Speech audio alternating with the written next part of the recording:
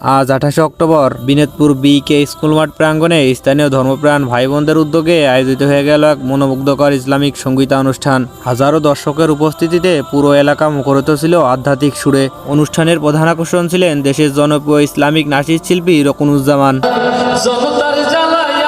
রকুনুজ্জামান ছাড়াও আরও অনেক গুণী নাশিদ শিল্পী তাদের হৃদয়স্পর্শী কণ্ঠে গজল পরিবেশন করেন। প্রত্যেক শিল্পীর মনোমুগ্ধকর পরিবেশনা দর্শক শ্রোতাদের মধ্যে এক শান্ত ও আত্মাধিক আমেজ তৈরি করে। শিল্পী রকুনুজ্জামান তার হৃদয়স্পর্শী কণ্ঠে একে একে আল্লাহর মহিমা ও রাসূল সাল্লাল্লাহু আলাইহি ওয়াসাল্লামের প্রশংসায় নিবেদিত কয়েকটি অসাধারণ গজল পরিবেশন করেন। প্রতিটি গজলই ছিল শান্তিময় ও অনুপ্রেরণামূলক। স্থানীয় জনগণের এমন সুন্দর উদ্যোগে একটি সফল ও সার্থক অনুষ্ঠান সম্পূর্ণ হয় আমরা আনন্দিত।